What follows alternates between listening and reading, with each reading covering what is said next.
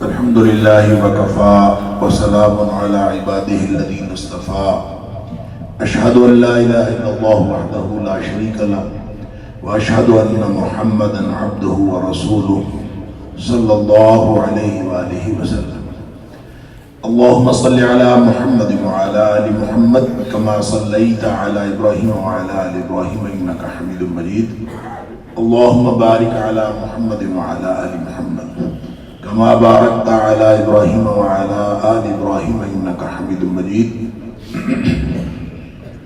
اما بعد فاعوذ باللہ السمیع العلیم من الشیطان الرجیم من حمدہ ونفخہ ونفثہ بسم اللہ الرحمن الرحیم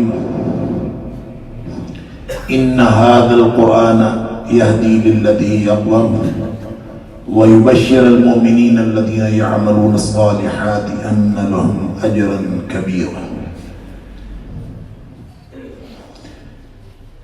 بے شک یہ جو قرآن ہے یہ اس راستے کی طرف رہنمائی کرتا ہے جس سے سیدھا رستہ اور کوئی نہیں، اور یہ خوشخبری دیتا ہے ان اہل ایمان کو جو اپنے کردار کو بھی صالح بناتے ہیں، اپنے عمل کو بھی صالح بناتے ہیں، کہ ان کے لیے بہت بڑا اجر ہے. اللہ تعالیٰ ہم سب کو ان میں سے بنائے. جہاں تک سورہ بنی اسرائیل اور سورہ کہف کے مضامین کا تعلق ہے، میں کوشش کروں گا کہ تھوڑا تھوڑا تعارف ہو جائے ان مضامین کا جو خاص خاص مضامین ان صورتوں کے اندر ہیں، اور پھر تعارف کے ساتھ ساتھ جو زیادہ دلچسپی کے مضامین ہیں ان کے اوپر قدر تفصیلی گفتگو ہو جائے. مثلا جیسے سورہ بنی اسرائیل کی پہلی آیت میں اسراء کا ذکر ہے، نبی اکرم صلی اللہ علیہ وآلہ وسلم کے اس سفر کا ذکر ہے جو معراج کا حصہ تھا. تو اللہ کریم نے اس کا ذکر یہاں کیوں فرمایا، اور پھر اس میں سے کون سا سبق ہمیں ملتا ہے، بہت اہم ہے. میں انشاءاللہ اس کے اوپر بھی کچھ گفتگو کروں گا. پھر اس سورت کو بنی اسرائیل بھی کہتے ہیں اور الاسراء بھی کہتے ہیں، اس کے دونوں نام. اسراء تو پہلی آیت کے اندر اسراء کا لفظ ہے، اسی وجہ سے اسراء کہتے ہیں زمینی سفر کو. تو نبی پاک صلی اللہ علیہ وسلم کے سفر معراج کا وہ حصہ جو مکہ مکرمہ سے لے کر مسجد اقصیٰ تک تھا اس کو اسراء کہا جاتا ہے. اور پھر مسجد اقصیٰ سے جو آسمانوں کی طرف نبی کریم صلی اللہ علیہ وسلم تشریف لے گئے اس کو معراج کہا جاتا ہے. گویا اسراء معراج ہی کا حصہ ہے. یہاں اللہ کریم نے اسراء کا ذکر فرمایا ہے اور معراج کا تذکرہ سورہ نجم کے اندر فرمایا ہے.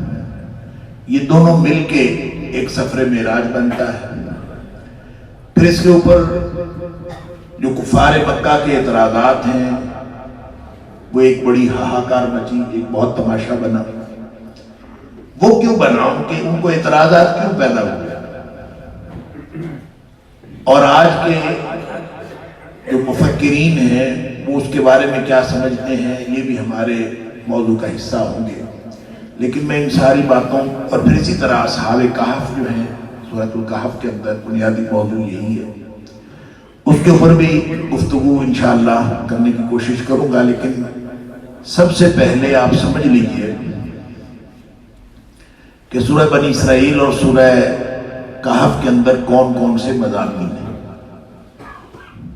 ویسے میں ہمارے محترم ابرار ظہیر صاحب سے بات کر رہا تھا کہ آپ کو ایک صورت رکھ لیتے تو زیادہ بہتر گفتگو ہو سکتی تھی. دونوں صورتوں پہ ایک ہی وقت میں اور ایک ہی نشست میں گفتگو کرنا ذرا مشکل ہے، لیکن بہرحال کوشش کرتے ہیں. دیکھیں جہاں تک ان کے مضامین کا تعلق ہے تو جو سورہ بنی اسرائیل ہے، جب اس کا نام بنی اسرائیل ہے تو اس کا مطلب ہے اس کے اندر بنی اسرائیل کا خصوصی تذکرہ ہے۔ خاص طور پہ آیت نمبر 8 کے اندر اللہ تعالیٰ نے ان کے بارے میں کلیئر کٹ بات فرمائی ہے کہ یہ لوگ جو ہیں یہ دنیا میں 2 دفعہ انہوں نے فساد پھیلایا اور دونوں دفعہ اللہ کریم نے ان کے فساد کی وجہ سے ان کو تباہ و برباد کر دیا۔ اور پھر اللہ تعالیٰ یہ فرماتا ہے کہ اگر تم دوبارہ کرو گے فَإِنْ عُدْتُمْ عُدْنَا، تم دوبارہ ایسی حرکت کرو گے تو ہم بھی وہی کریں گے تمہارے ساتھ، دوبارہ پھر تباہی و بربادی۔ وہ کون سی تباہی و بربادی ہے اس کے بارے میں بھی میں عرض کر لوں گا۔ تو یہاں یعنی بنی اسرائیل کے ذکر کی وجہ سے اس کا نام بنی اسرائیل بھی ہے اور الاسراء بھی ہے۔ اور صورتوں کے جو نام ہوتے ہیں نا، اس کے بارے میں یہ بات ذہن میں رکھا کریں کہ صورتوں کے نام ہیں، ایک ہوتا ہے عنوان اور ایک ہوتا ہے موضوع۔ انگریزی میں کہہ لیجئے کہ ایک سبجیکٹ ہوتا ہے اور ایک ٹائٹل ہوتا ہے۔ ٹائٹل کو اردو میں عنوان کہتے ہیں، موضوع جو ہوتا ہے یہ سبجیکٹ ہوتا ہے۔ موضوع اس کے جو تمام مشتملات ہیں، اس کے سارے جو کانٹینٹس ہیں، اس کے اوپر جو مشتمل ہوتا ہے وہ موضوع ہوتا ہے۔ لیکن جو ٹائٹل ہوتا ہے وہ ضروری نہیں ہوتا کہ موضوعات کو ریفلیکٹ کرتا ہے، لازمی نہیں ہوتا کہ اس کے اندر موضوعات بھی ہوں۔ لہذا قرآن کے اندر جتنے صورتوں کے نام ہیں یہ صرف نام یا ٹائٹل ہے، یہ موضوعات نہیں۔ اگر ان کو موضوعات سمجھ لیا جائے تو پھر البقرہ کا معنی ہوگا کہ اس میں گائے کی کہانی ہے، لیکن گائے کی کہانی تو نہیں ہے۔ قرآن پاک کی سب سے لمبی سورت جو ہے اس میں تو بے شمار موضوعات ہیں۔ تو صرف ہم یہ سمجھیں گے کہ وہ سورت جس کے اندر گائے کا تذکرہ ہوا ہے، اور یہ جو وجوہات تسمیہ ہے، اسباب تسمیہ یعنی کس وجہ سے نام رکھے گئے ہیں، یہ ہر صورت میں ایک ہی وجہ نہیں، مختلف وجوہات میں۔ یعنی کہیں موضوع کی وجہ سے بھی ٹائٹل بنایا گیا ہے، جیسے سورہ نور سمجھ لیجئے، اور نور کا لفظ بھی اس میں آیا۔ تو عام طور پہ یہ ٹائٹل ہے، صورتوں کے نام ہیں بس۔ اور نام عام طور پہ اسی وجہ سے کہ اس آیت کے اندر کسی نہ کسی آیت کے اندر کوئی تذکرہ ہوتا ہے۔ مثلا سورہ نحل ہے تو وہاں ذکر ہوا وَأَوْحَىٰ رَبُّكَ إِلَى النَّحْلِ، تو اس لیے اس کا نام نحل ہو گیا۔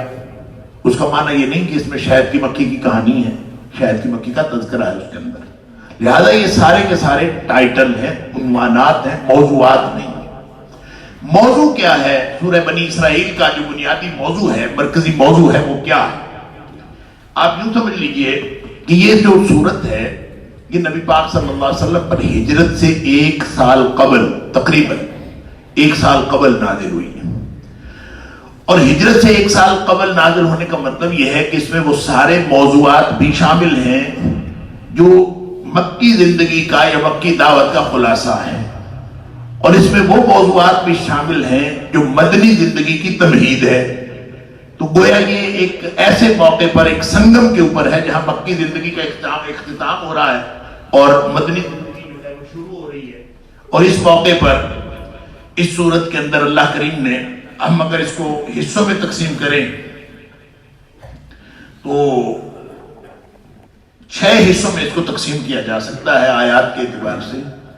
جو پہلی 10 آیات ہیں، آیت نمبر 1 سے لے کر آیت نمبر 10 تک، اس میں نبی اکرم صلی اللہ علیہ وسلم کی شان بیان کی گئی ہے جیسا کہ پہلی آیت میں، اور اسی طرح بنی اسرائیل کی تاریخ بیان کی گئی ہے اور تاریخ کے ذریعے سے تنبیہ کی گئی ہے۔ مفسرین نے لکھا ہے کہ تنبیہ، تفہیم اور تعلیم، یہ 3 حصے ہیں، تینوں اس سورت کے اندر موجود ہیں۔ تنبیہ بھی کی گئی ہے، یعنی آگاہ کیا گیا، انذار کیا گیا، اور چیزیں سمجھائی بھی گئی ہیں، اور تعلیم بھی دی گئی ہے مسلمانوں کو بھی اور غیر مسلموں کو بھی۔ آیت نمبر 11 سے لے کر آیت نمبر 22 تک دوسرا حصہ ہے جس میں نظام امتحانات اور آخرت کا تذکرہ کیا گیا ہے کہ اللہ نے یہ کس طرح کا امتحان ہے جس میں ہمیں مبتلا کیا ہے، اور آخرت کیا چیز ہے، گویا نبی اکرم صلی اللہ علیہ وسلم کے رسالت کا مقصد بتایا گیا ہے کہ آپ صلی اللہ علیہ وسلم کیوں تشریف لائے۔ تیسرا حصہ جو ہے وہ آیت نمبر 23 سے لے کر آیت نمبر 39 تک ہے۔ اس میں یہ بہت اہم ہے، ویسے تو پوری سورت اور پورا قرآن اہم ہے، لیکن یہ حصہ اس اعتبار سے اہم ہے کہ اس میں جو اسلام کا سماجی نظام ہے، سماجی اور معاشرتی نظام، اس کے بنیادی اصول بتائے گئے۔ میں عرض کروں گا کون کون سے بنیادی اصول جو حصہ اس آیت سے شروع ہوتا ہے، وَقَضَىٰ رَبُّكَ أَلَّا تَعْبُدُوا إِلَّا إِيَّاهُ وَبِالْوَالِدَيْنِ إِحْسَانًا۔ تو اسی طرح آیت نمبر 40 سے لے کر آیت نمبر 77 تک یہ وہ حصہ ہے جس میں مشرکین کے اعتراضات کا جائزہ لیا گیا ہے، اس کا جواب دیا گیا ہے۔ مختلف قسم کے ان کے اعتراضات ہوتے تھے، توحید کے بارے میں بھی، قرآن کے بارے میں بھی، اور رسالت کے بارے میں بھی ان کے جو مختلف قسم کے اعتراضات ہیں ان کا جواب دیا گیا ہے۔ مثال کے طور پر ان کو ہمیشہ یہ اعتراض رہتا تھا کہ یہ نبی بشر کیوں ہے، یعنی عجیب بات نہیں ہے۔ آج کے لوگوں کو یہ اعتراض ہے نبی کو بشر کیوں کہتے ہیں، ان لوگوں کے اعتراض ہوتا تھا نبی بشر کیوں ہے، اور اکثر یہ اعتراض کرتے تھے کہ ما لہذا الرسول یاکل الطعام ویمشی فی الاسواق، کیسا رسول ہے جو ہماری طرح کھانا کھاتا ہے اور گلیوں بازاروں میں پھرتا ہے۔ یہ اعتراض تھا۔ تو اللہ کریم نے اس کا سب سے واضح جواب جو ہے سورہ بنی اسرائیل میں دیا ہے۔ اللہ تعالیٰ نے فرمایا کہ اگر زمین پر فرشتے رہتے ہوتے تو اللہ تعالیٰ ان کی ہدایت کے لیے کوئی فرشتہ بھیج دیتا، کیونکہ زمین پر انسان رہتے ہیں تو انسانوں کی ہدایت کے لیے اللہ نے انسان ہی بھیجا۔ اللہ اکبر۔ تو اسی طرح آیت نمبر 78 سے لے کر آیت نمبر 100 مسلمانوں کو بشارت دی گئی ہے غلبہ کی، کہ ایک وقت آئے گا کہ مسلمان غالب آ جائے۔ میں نے عرض کیا کہ مدنی زندگی کی جو ابتدا ہے وہ بھی ہو رہی ہے اور مکی زندگی کا اختتام ہو رہا ہے، تو اس میں تمہید، غلبہ، بشارت قرآن کے ذریعے، نماز کے ذریعے، اور بتایا گیا کہ قرآن چونکہ ایک معجزہ ہے، جو لوگ قرآن اور نماز کے ساتھ جڑیں گے وہ غالب ہوں گے، اور یہ قانون اس وقت کا نہیں ہے، آج کا بھی ہے، جو قرآن اور نماز سے جڑ جاتا ہے وہ کامیاب ہے انشاءاللہ۔ آخری حصہ جو ہے چھٹا حصہ آیت نمبر 101 سے لے کر 111 تک، اس میں تنبیہ کی گئی ہے قریشیوں کی کہ سرداروں کو، ان کو تنبیہ کی گئی ہے۔ فرعون کا حوالہ دیا گیا ہے کہ جس طرح سے فرعون کے ساتھ ہوا وہ تمہارے ساتھ بھی ہو سکتا ہے، اور اسی طرح آخر پہ نبی اکرم صلی اللہ علیہ وسلم کو اور ان کے ذریعے پوری امت کو چند ہدایات دی گئی ہیں کہ کس طرح سے اپنا طرز عمل اختیار کرنا چاہیے۔ یہ ہے سورہ بنی اسرائیل کے مضامین کا خلاصہ۔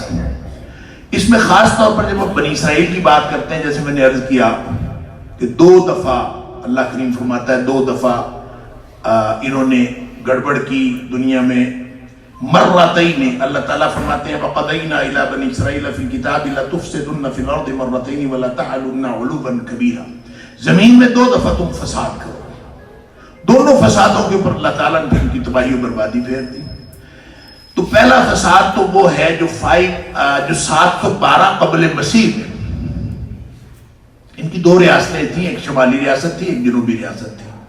جو شمالی ریاست تھی اس کو تباہ و برباد کیا 712 قبل مسیح میں شلمہ نصر نے، اور پھر ان کی جو جنوبی ریاست تھی جس کو یروشلم کہتے ہیں، یہ جنوبی ریاست تھی، اور اس ریاست کو تباہ و برباد کیا بخت نصر نے، اور اس کی وجہ یہ تھی کہ انہوں نے اللہ کے نبیوں کو قتل کیا تھا، خاص طور پہ حضرت شعیہ علیہ السلام اور حضرت ارمیہ علیہ السلام جو تھے، ان میں سے حضرت شعیہ کو انہوں نے قتل کیا، حضرت ارمیہ کو قید کر دیا۔ جب نبیوں کے ساتھ اس طرح کے انہوں نے سلوک کیا تو پھر ان کے اوپر اللہ تعالیٰ نے بخت نصر کو ایک عذاب کی صورت میں بھیجا، اور اس نے آ کے ان کے کشتوں کے پشتے لگا دیے، لاشوں کے ڈھیر لگا دیے اور تباہی و بربادی پھیر دی۔ پھر وہی یروشلم ہے جس کو حضرت عزیر علیہ السلام نے دیکھا تھا، تو ان کی زبان سے یہ الفاظ نکلے تھے یہ انا یحیی ہذہ اللہ بعد موتہا، کہ یہ جو کھنڈر بنی پڑی بستی ہے یہ دوبارہ کیسے اللہ زندہ کرے گا؟ تو اللہ تعالیٰ نے پھر، جس کا ذکر سورہ بقرہ کے اندر ہے، اللہ تعالیٰ نے پھر ان کو موت دے دی اور 100 سال کے لیے وہ وہیں پہ سوئے رہے، اور پھر جب اٹھے تو وہ ان کا گدا اور ان کا کھانا، ان دونوں کے اوپر مختلف قسم کے اثرات ہوئے تھے۔ کھانا ویسے کا ویسے تازہ بتازہ تھا، اور گدا جو ہے اس کے اوپر جو 100 سال کے بعد جیسے حالات ہونے چاہیے تھے وہ ہوئے پڑے تھے، ہڈیاں بھی کوئی نہیں تھی، گڑ سڑ گئی تھی، ادھر ادھر چلی گئی تھی۔ گدا مر کے ہڈیاں خاک بن چکا تھا، کھانا تازہ بتازہ تھا۔ یہ دونوں باتیں اللہ کریم نے بتائی کہ اللہ چاہے، یہ سارے معاملات اللہ کی قدرت کے ہیں، اللہ چاہے تو کھانا بھی باسی نہ ہو 100 سال میں۔ اور جہاں تک بات ہے جو گدا تباہ و برباد ہو گیا، فرمایا کہ اس کو دیکھو کیسف ننشزها لحما، کس طرح ہڈیاں جڑتی ہیں اور پھر ان کے اوپر ہم گوشت چڑھاتے ہیں، تو سامنے ہڈیاں آئیں، جڑیں، ڈھانچہ بنا، اور سب کچھ دیکھ کے سامنے۔ حضرت عزیر کا نام نہیں لیا اللہ کریم نے وہاں پہ، لیکن مفسرین کا خیال ہے کہ حضرت عزیر ہی تھے علیہ السلام۔ تو بہرحال اس کے بعد فلما تبین لہ، جب ان کے سامنے سارا کچھ ہوا، اللہ اکبر، تو انہوں نے کہا کہ اعلم ان اللہ علی کل شیء قدیر، اب میں جان گیا ہوں کہ اللہ ہر چیز پر قدرت رکھنے والا ہے۔ گویا جان لینا اور مان لینا دو مختلف باتیں ہیں۔ ایمان نام ہے مان لینے کا، جان لینے کا نام نہیں ہے۔ یہی سوال اللہ تعالیٰ نے ابراہیم علیہ السلام سے کیا تھا جب انہوں نے کہا تھا رب ارنی کیف تحیی الموتیٰ، اللہ تو دکھا کیسے تو مردوں کو زندہ کرے گا۔ تو اللہ تعالیٰ نے پوچھا تھا اولم تؤمن، کیا تو ایمان نہیں رکھتا؟ تو عرض کیا قال بلا، اللہ میں ایمان تو رکھتا ہوں، ولیکن لیطمئن قلبی، میں تو صرف اس لیے کرنا چاہتا ہوں تاکہ میرا دل جو ہے وہ اطمینان حاصل، اطمینان قلب کے لیے۔ ان کو بھی پھر اللہ تعالیٰ نے جو کچھ دکھایا اور کہا کہ اب تم جب یہ سارا کچھ دیکھ لو، وَعَلَمَ أَنَّ اللَّهَ عَزِيزٌ الحکیم، تو پھر جان لینا کہ اللہ غلبے والا اور حکمتوں والا ہے۔ مطلب یہ عزیر کا ایمان، وہ اللہ کے نبی تھے، اور ابراہیم علیہ السلام کا ایمان، وہ بھی اللہ کے نبی تھے۔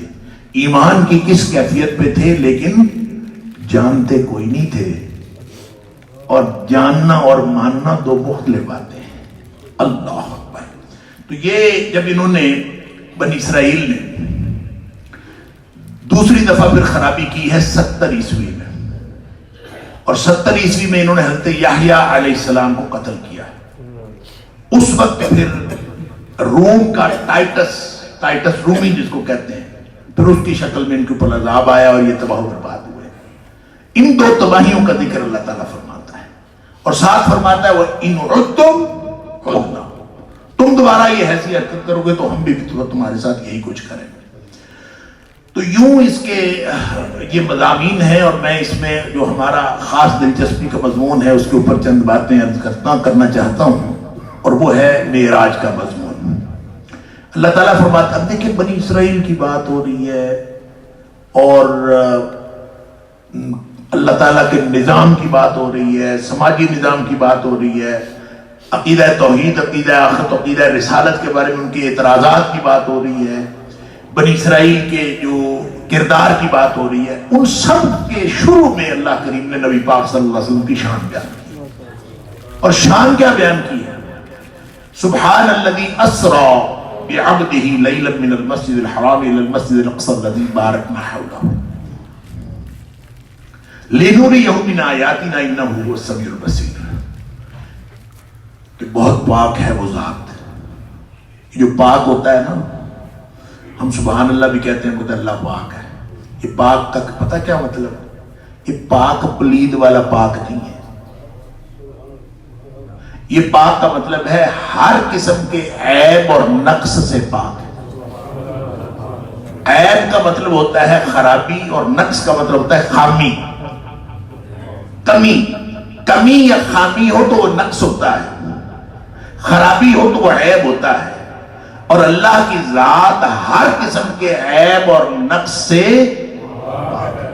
اور جو ذات عیب اور نقص سے پاک ہوتی ہے وہی تمام خوبیوں کی جامع بھی ہوتی ہے، گویا اس کے اندر ساری خوبیاں ہوتی ہیں۔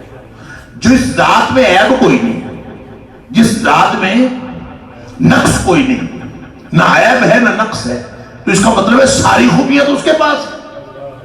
لہذا یہ سبحان کا کلمہ اتنی برکت والا کلمہ ہے، یہ اصل میں ایجابی اور سلبی دونوں طور پر یہ ایسا مکمل کلمہ ہے سبحان اللہ، کہ دنیا میں جتنے نقص ہیں نا، دنیا میں ہمارے اندر انسانوں کے اندر جتنے نقص ہیں، جتنے نقائص ہیں، ان کو دور کرنا ہو تو سبحان کا ورد کریں۔ سبحان کا ورد کرنے سے نقائص ختم ہو جاتے ہیں۔ اور اس کی ایک دلیل میں آپ کو بتاؤں کہ حضرت زکریا علیہ السلام، انہوں نے لاولد تھے اور خالو تھے حضرت مریم کے، تو حضرت مریم کو حجرے میں بند کیا ہوا تھا، اس کی کفالت وہ کرتے تھے، اس کے کفیل تھے۔ حجرے کا دروازہ ایک ہی تھا، اس کو تالا لگاتے تھے، جب کھولتے اس کے جا کے پتہ کرتے، کھانا شانا دینے جاتے تو ان کے پاس بے موسم پھل ہوتے۔ نبی ہیں اللہ کے، حیران تیرے پاس یہ بے موسم پھل کہاں سے؟ دروازہ تو اور کوئی ہے نہیں، دروازہ تو وہی انا اللہ کی حال، یہ کہاں سے ہے؟ اللہ اکبر۔ تو انہوں نے فرمایا کہ من عند اللہ، یہ اللہ کی طرف سے ہیں۔ تو پھر وہاں خیال آیا کہ جو اللہ مریم کو بے موسم پھل دے سکتا ہے وہ مجھے بڑھاپے میں اولاد کیوں نہیں دے سکتا؟ پھر اللہ سے دعا کر دی، اللہ اولاد دے دے، میرا وارث بنا دے۔ جب اللہ کی طرف سے فرشتے نے کہا کہ تیار ہو جا، بیٹے کی بشارت ہو گئی، تو پھر حیران ہو گئے۔ حیران کیوں ہوئے؟ میں بوڑھا اور بیوی بانجھ، اللہ اولاد کیسے ہوگی؟ میں بوڑھا ہوں، بیوی بانجھ ہے، اولاد کیسے ہوگی؟ تو اللہ تعالیٰ نے فرمایا کہ تو ایسا کر، اچھا جہاں بھی ذکر ہوا ہے اللہ تعالیٰ نے ایک حکم دیا، فرمایا سبح بالعشی والابکار، تو ایسا کر صبح و شام اللہ کی تسبیح کیا کر، سبحان اللہ کہا کر۔ اس کا فائدہ یہ ہوگا تیرے بڑھاپے کا نقص ختم ہو جائے گا، بیوی کے بانجھ بن کا نقص ختم ہو جائے گا، کیونکہ سبحان ذات ہے۔ سبحان سمجھ آئی سبحان اللہ کا کیا معنی ہے؟ اللہ۔ اور یہ جو سبحان اللہ ہے، جب انسان سبحان اللہ کہے تو اس کو یہ یقین ہونا چاہیے کہ میں اس ذات کی بات کر رہا ہوں۔ نقص عیب تو وہ دوسروں کے دور کرتی ہے، وہ ذات خود کامل ہے، ہر اعتبار سے کامل ہے۔ سبحان اللہ دی، وہ کامل ہے۔ کیا کام کیا ہے یہاں پہ؟ کامل ذات نے اسرا بعبدہ، وہ اپنے بندے کو لے گئی، ایک رات میں اپنے بندے کو لے گئی، من المسجد الحرام الى المسجد الاقصى الذي باركنا حوله، مسجد حرام سے مسجد اقصی لے گئی جس کے ارد گرد کو ہم نے صرف وہ اپنی اس کی برکت کا کیا حال ہوگا، بارکنا حولہ، اس کی جو ارد گرد کی زمین ہے اس سب کو ہم نے برکت دی ہے، اس کی اپنی برکتوں کی بات نہیں ہو رہی، ارد گرد کی برکت کی، بارکنا حولہ۔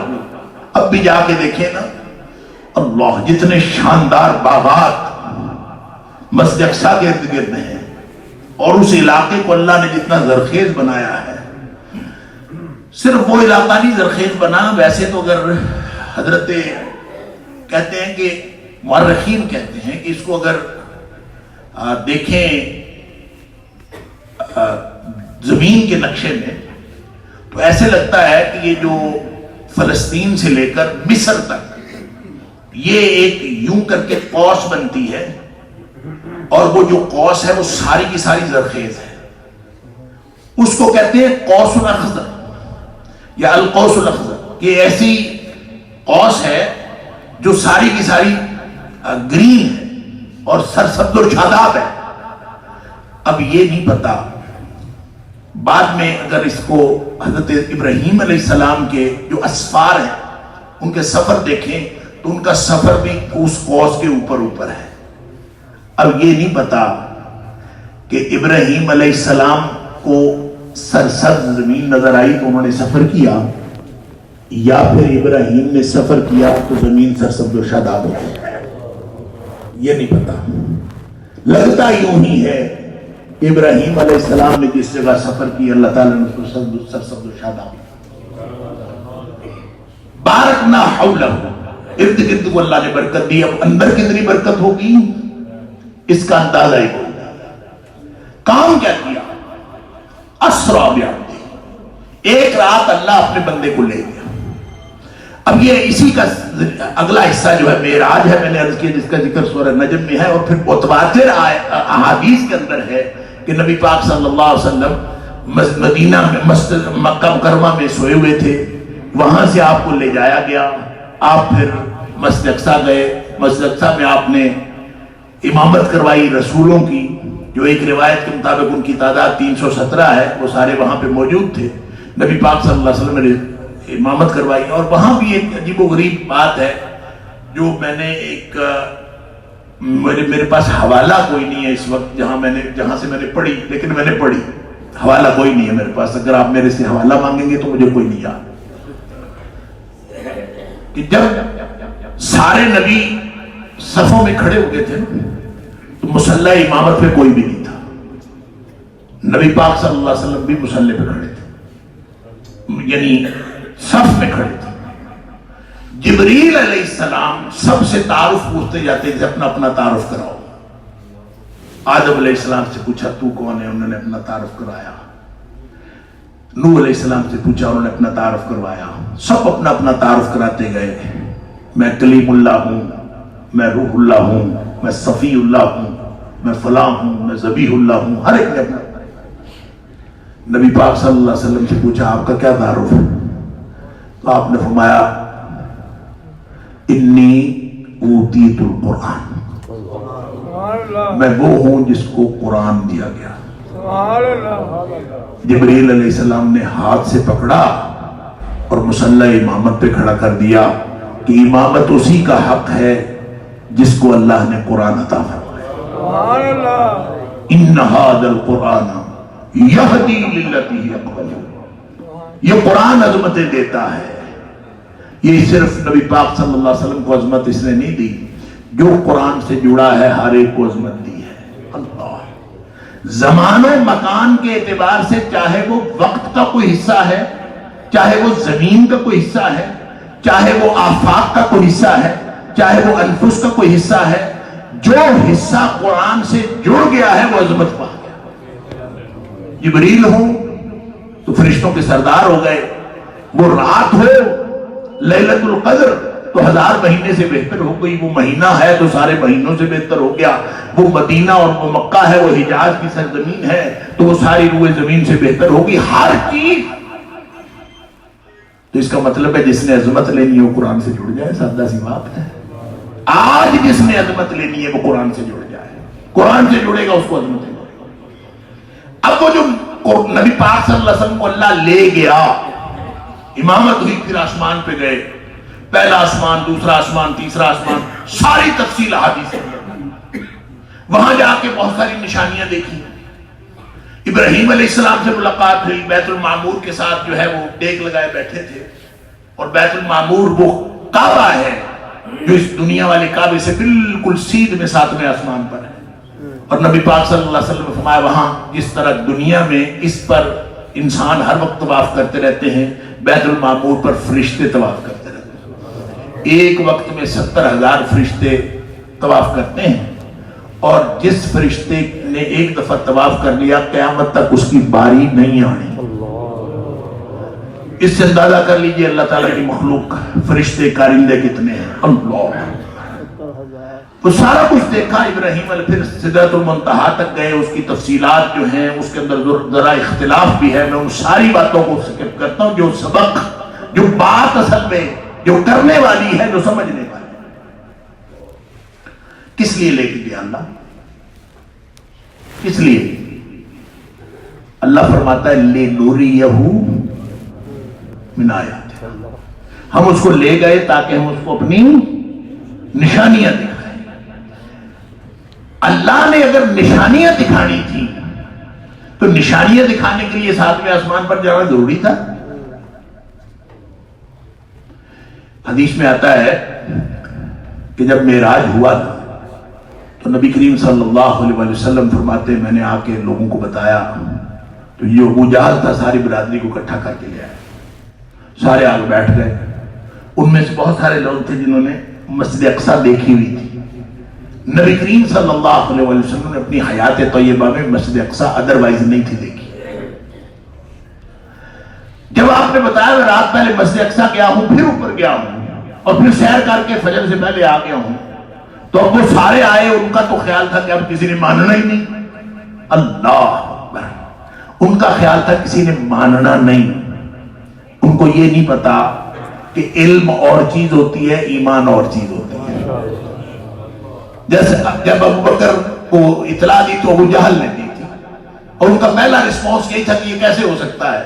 تو جب اس نے کہا کہ تیرے دوست محمد کریم صلی اللہ علیہ وسلم کی زبان سے سن کے آ رہا ہوں، تو ابو بکر رضی اللہ تعالیٰ عنہ پھر یہ ایسا ہو گیا ہے، چاہے میری عقل مانتی ہے نہیں مانتی، مجھے علم میرا ساتھ دیتا ہے نہیں دیتا، زمان و مکان کے پیمانے کچھ اور ہیں، لیکن جب نبی پاک صلی اللہ علیہ وسلم کی زبان اقدس سے نکلا ہے تو پھر ایسا ہو گیا۔ یہ ایمان کی بات ہے، یہ مان لینے کی بات، لیکن ان کا خیال اور تھا۔ وہ سارے لوگوں کو اکٹھا کر کے لے کے اب پتہ چلے۔ اللہ اکبر، نبی پاک صلی اللہ علیہ وسلم فرماتے ہیں کہ مجھ سے ان لوگوں نے مسجد اقصی کے بارے میں سوال شروع کر دیے جنہوں نے مسجد اقصی دیکھی ہوئی تھی۔ اب آپ کہیں کہ مسئلہ یہ اب ہم سارے اس مسجد میں بیٹھے ہیں، اس مسجد سے ہم چلے جائیں تو کوئی ہم سے پوچھنا شروع کر دے کہ مسجد میں پنکھے کتنے لگے، مسجد کی کھڑکیاں کتنی، ہمیں تو نہیں پتا، مسجد کی الماریاں ہم کو گن کے گئے۔ نبی پاک صلی اللہ علیہ وسلم فرماتے ہیں کہ مجھے تردد ہوا کہ میں ان کے سوالوں کا جواب کیسے دوں۔ اب وہ شتیر بالوں کے بارے میں اگر پوچھنا شروع کر دیں تو شتیر کتنے، دروازے کتنے، کھڑکیاں کتنی، ستون کتنے۔ تو نبی پاک صلی اللہ علیہ وسلم فرماتے ہیں میں متردد ہوا کہ میں کیا جواب دوں، تو اللہ تعالیٰ نے مسجد اقصی لا کے میرے سامنے کھڑی کر دی۔ تو میں وہ سوال کرتے تھے، میں مسجد اقصی سے دیکھتا تھا، میں دیکھ کے سوال کا جواب دے دیتا۔ اب آپ یہ بتائیں اگر مسجد اقصی یہاں لا کے دکھائی جا سکتی ہے تو نشانیاں دکھانے کے لیے لے جانے کی کیا ضرورت تھی؟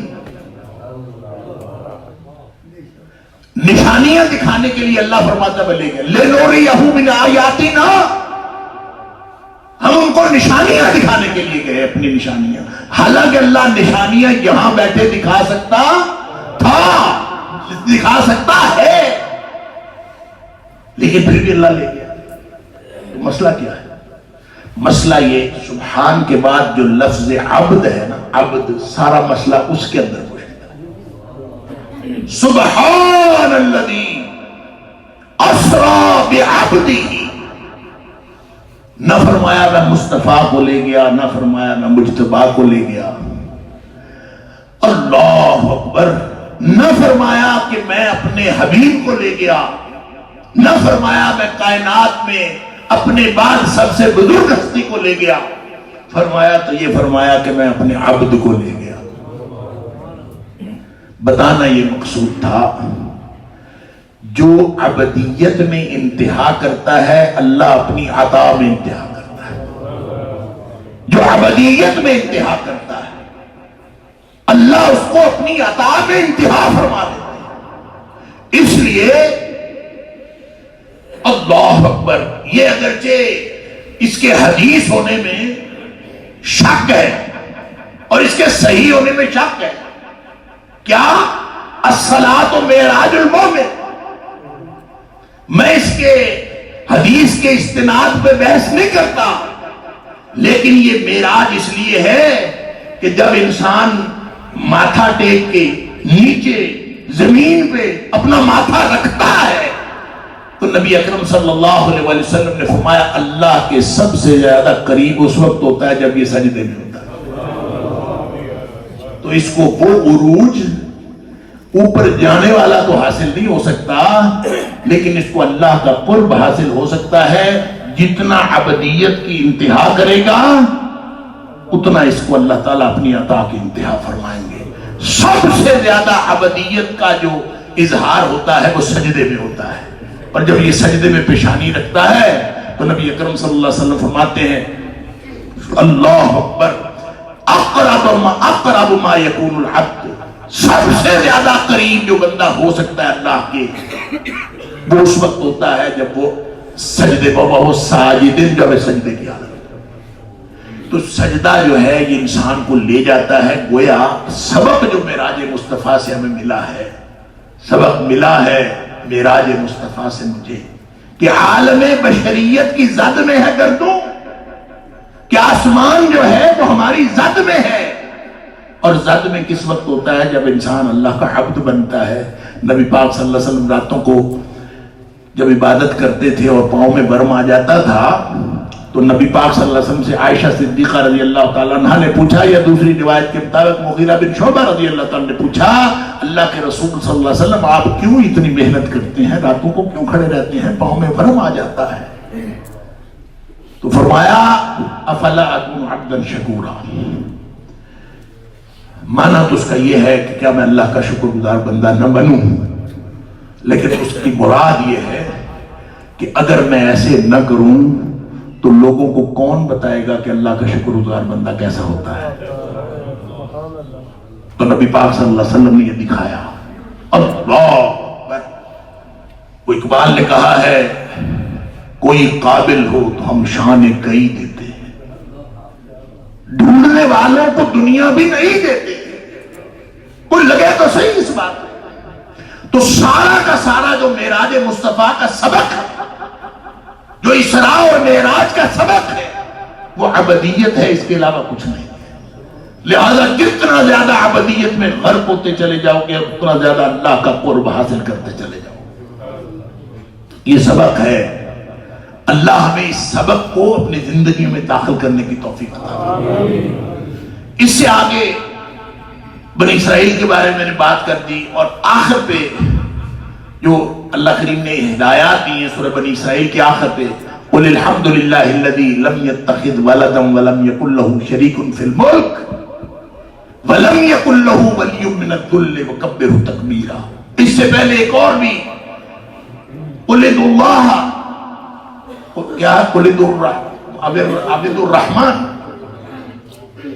چاہے تم اللہ کو قُلِ ادعوا اللَّهَ عَبِدُ الرحمن، چاہے اللہ کو پکارو چاہے رحمان کو پکارو، وہ تو ایک ہی ہے، اس کی صفت ہی نام ہے. مسئلہ اس میں یہ ہے کہ جس کو بھی پکارو گے ایما تدعو فلہ الاسماء الحسنی، اس کے اچھے اچھے نام ہیں، جس کو مرضی پکارو، جس نام سے مرضی پکارو. اور دوسری جگہ اللہ تعالیٰ نے فرمایا کہ اس کے اچھے اچھے نام ہیں، وَلِلَّهِ الْأَسْمَاءُ الْحُسْنَى فَادْعُوهُ بِهَا، اللہ کے ناموں کے ذریعے اللہ کو پکارا کرو. یعنی جس کو جو چیز چاہیے اللہ کا وہ والا نام لے.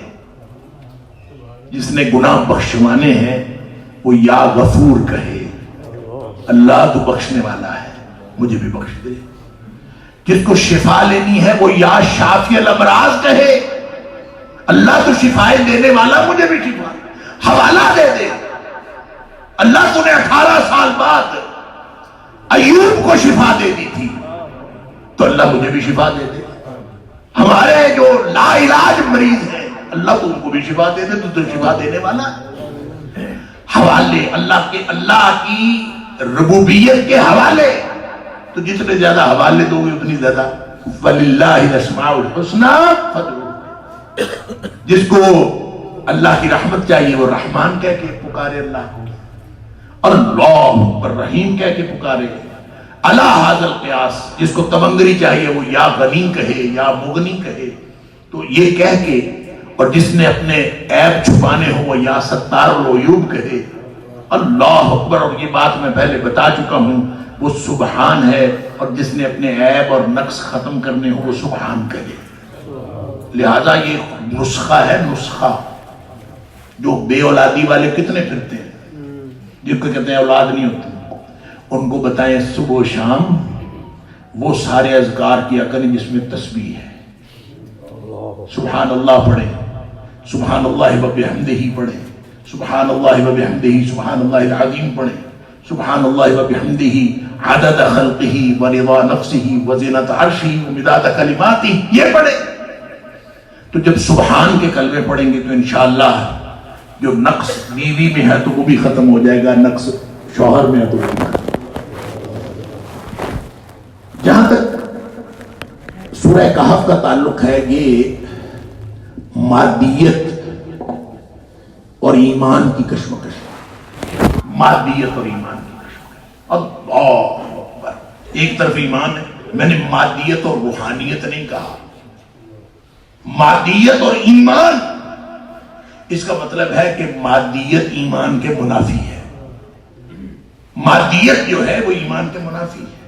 اگر آپ اپنا انحصار مادے کے اوپر کریں گے، انحصار، توجہ، مادہ پتہ کیا ہے؟ مادہ ہمارے ارد گرد پھیلی ہوئی ساری کائنات مادہ ہے۔ اگر مانا یہ ہے کہ میرا اللہ ہے، اگر مانا یہ ہے تو دروازے تو بند تھے نا جب یوسف بھاگا تھا، دروازے تو بند تھے نا، بند دروازوں پہ بھاگا تھا۔ مادہ یہ ہے، ایمان یہ ہے کہ وہ کھولے گا، دروازے بند ہیں، بھاگا۔ اور سمندر جب تھا تو مادہ یہ تھا کہ سمندر سامنے ہے، پیچھے فوج ہے، اور انہوں نے کہا تھا اِنَّا لَمُدْرَكُونَ، ہم تو پکڑے گئے، یہ کشمکش۔ اللہ، انہوں نے کہا تھا اِنَّ مَعِيَ رَبِّي سَيَهْدِينِ، میرا رب میرے ساتھ ہے، یقیناً کوئی راستہ نکال لے گا، عنقریب کوئی نہ کوئی راستہ نکال لے گا۔ راستہ کہاں سے نکلنا ہے موسیٰ علیہ السلام کو نہیں پتا تھا کہ سمندر سے راستہ نکلے گا، ان کو کچھ نہیں پتا۔ مادہ یہ تھا کہ آگے سمندر ہے، پیچھے دشمن ہے، مادہ یہ تھا۔ ایمان یہ ہے کہ اِنَّ مَعِيَ رَبِّي سَيَهْدِينِ۔ اللہ اکبر، غار میں پڑے ہوئے جب صدیق اکبر رضی اللہ تعالیٰ کو پریشانی ہوئی تھی کہ اوپر پہنچ گئے ہیں، تو وہ تو پہنچ گئے تھے، پاؤں نظر آ رہے تھے، اور ایمان یہ تھا کہ لا تحزن ان اللہ معنا، پریشانی کی کوئی بات نہیں، ہمارا اللہ ہمارے ساتھ ہے۔ مادہ یہ تھا کہ آگ تھی، الاؤ تھا، اور ایمان یہ تھا کہ حسبنا اللہ ونعم الوکیل، حسبی اللہ، میرا اللہ مجھے کافی ہے، ایمان یہ تھا۔ اور پھر وہ جو مادہ تھا اس نے اپنا وہ ایکشن نہیں کیا جو کرنے کا اس کا اب پوری ایک روایت تھی، اور پوری زندگی آگ کا کام جلانا تھا تو اس نے نہیں جلایا۔ ایمان اور مادیت کی کشمکش، اس لیے نبی پاک صلی اللہ علیہ وسلم نے فرمایا کہ جو آدم علیہ السلام کی تخلیق سے لے کر قیامت قائم ہونے تک روئے زمین کا سب سے بڑا فتنہ دجال کا فتنہ۔ اتنا نبی پاک صلی اللہ علیہ وسلم لوگوں کو ڈراتے تھے، صحابہ کرام کہتے ہیں کہ بعض اوقات اتنا ڈراتے ہمیں لگتا کہ ادھر سے کہیں سے نکل آئے، لیکن صحابہ پوچھتے اللہ کے رسول صلی اللہ علیہ وسلم اگر نکل آیا تو ہم کیا کریں؟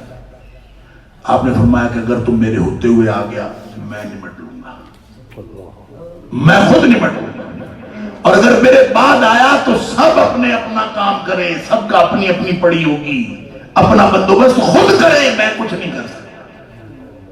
ہاں طریقہ بتایا کہ جو سورہ کہف ہے نا یہ دجال کے فتنے سے محفوظ کرے گی۔ اور اس میں آپ کو عرض کروں، ایمان اور مادیت کی کشمکش میں اللہ کریم نے اس میں 4 قصے بیان کیے، 4 قصے بیان کیے ہیں، اور وہ سارے کے سارے آزمائش کے قصے ہیں۔ پہلا قصہ اصحاب کہف کا ہے، اس سے پہلے ایمان کی آزمائش، اس کی تمہید باندھی، فرمایا انا جعلنا ما علی الارض زینۃ لہا، یہ جو دنیا سونی نظر آتی ہے، پرکشش نظر آتی ہے، خوبصورت نظر آتی ہے، فرمایا کہ یہ اس کو خوبصورت اور پرکشش ہم نے خود بنایا. اِنَّا جَعَلْنَا مَا عَلَى الْأَرْضِ زِينَةً لَهَا. دھرتی پر کوئی جو چیز آتی ہے بندے کے لیے اتنی رغبت ہے, اتنی خوبصورتی ہے, اتنی کشش ہے, فرمایا ہم نے خود بنائی. کیوں بنائی ہے؟ لِيَبْلُوَهُمْ أَيُّهُمْ أَحْسَنُ عَمَلًا. آزمائش کرنے کے لیے, امتحان کرنے کے لیے. اگر خوبصورت لگے گی نہیں تو امتحان کیسے ہوگا؟ امتحان تو ہوگا ہی تب جب وہ خوبصورت لگے گی. تو ایمان اور مادیت یہ کشمکش ہے. تو نبی کریم صلی اللہ علیہ وسلم نے فرمایا کہ سورہ کہف جو ہے یہ تمہیں بچائے گی. ایک تو آپ نے کو یہ حدیث سنی ہوئی ہوگی کہ نبی کریم صلی اللہ علیہ وسلم فرمایا جو جمعے کے جمعے اس کو پڑھے اللہ تعالیٰ اس کو ایسا نور عطا فرماتا جو اگلے جمعے تک اس کے ساتھ رہتا. سبحان اللہ. اگلے جمعے پڑھ لے گا تو پھر نور گویا ساری زندگی اس کا نور اس کے ساتھ رہے, اس کی حفاظت ہوگی. دوسرا آپ نے فرمایا جو پہلی 10 آیات ہیں جو شخص اس کو حفظ کر لے اور اس کو پڑھا کرے وہ دجال کے فتنے سے محفوظ رہے گا. یہ پہلا جو قصہ ہے اصحاب کہف کا, یہ آیت نمبر 9 سے شروع ہو رہا ہے. تو پہلی 10 آیات نبی کریم صلی اللہ علیہ وسلم, ایک حدیث میں آخری 10 کی بھی بات ہے اور آخری 10 میں بھی ایمان اور مادیت کی کشمکش کا مقابلہ ہے. اور یہ جو پہلی 10 ہے, اما علامہ البانی نے بھی کہا ہے کہ اصل میں پہلی 10 ہیں جو علاج بتایا نبی کریم صلی اللہ علیہ وسلم. اس میں جو شروع ہوتا ہے اصحاب کہف کا قصہ, یہ اصحاب کہف کا قصہ اصل میں ایمان کی آزمائش. میں عرض کر دوں کہ چاروں قصے, اصحاب کہف کا قصہ ایمان کی آزمائش ہے, ایمان کا امتحان. اس کے بعد 2 ذمہ داروں کا قصہ ہے, 2 بھائی تھے نا, 2 ذمہ داروں کا قصہ ہے. اللہ, وہ دولت کی کمی بیشی کی آزمائش, ایک غریب تھا ایک امیر تھا, اس کی آزمائش کیا بنا, اس کا نتیجہ کیا نکلا. اللہ, وہ باغ جس کے اوپر وہ اترا رہا تھا اس کی ساری کھیتی, وہ صبح اٹھا تو کچھ بھی باقی نہیں بچا تھا. ایمان اور ایمان کی آزمائش, دولت کی آزمائش, دولت کی کمی بیشی کی آزمائش, یہ سارا ایمان اور مادیت کا معاملہ ہے. تیسرا قصہ ہے موسیٰ علیہ السلام اور خضر کا. یہ قصہ ہے علم کی آزمائش, یہ علم کا امتحان ہے. اور چوتھا قصہ ہے ذوالقرنین کا, اور وہ ہے اقتدار کی آزمائش. یہ ساری آزمائش کے 4 قصے بتا کے اللہ تعالیٰ فرماتا ہے کہ ایمان جیتے گا اور یہ باقی ساری چیزیں ہارے گا. اب جو دجال کا فتنہ ہے اس میں سے محفوظ کیسے رہنا ہے, فرمایا 9 آیت نمبر 9 سے قصہ شروع ہوتا ہے. فرمایا اب حسبتا, اور کہا پہلی 10 آیات سمجھے ذرا, پہلی 10 آیات علاج ہے. پہلی 10 آیات ایک حدیث میں آتا ہے کہ جب دجال کا ظہور ہو جائے تو پہلی 10 آیات پڑھ کے اس پر پھونکے وہ بھی بچ جائے گا, یا صرف پڑھے وہ بھی بچ جائے گا. اور اس میں ہے کیا, شروع میں نے عرض کیا تمہید آزمائش کی. یہاں 10 آیات مکمل ہوتی ہیں, 9ویں اور 10ویں آیت پتہ کیا ہے, ام حسبتا ان اصحاب الکہف والرقیم کانوا من آیاتنا عجبا. کیا تیرا خیال یہ ہے کہ یہ جو اصحاب کہف تھے, غار والے اور رقیم والے, کیا یہ رقیم سے مراد تختی یا علاقہ وٹ ایور جو بھی ہے وہ اس کے تشریحات الگ ہیں, تو تیرا کیا خیال ہے کہ یہ بس اللہ کی ایک عجیب نشانی تھی؟ اب حسبتا, کیا تم نے یہ خیال کیا کہ عجیب و غریب کہانی اللہ نے سنائی؟ نہیں, یہ کہانی نہیں تھی, یہ ایک پالیسی تھی, حکمت عملی تھی. کیا حکمت عملی؟ اذ ابى الفتية الى الكهف فقالوا ربنا آتنا من لدنك رحمة وهيئ لنا من امرنا رشدا. پالیسی کیا تھی کہ وہ اپنا ایمان بچا کے غار میں چلے گئے. انہوں نے کہا اللہ ہم تیری رحمت کے امیدوار ہیں اور تو ہمارے لیے راستہ تو نکال.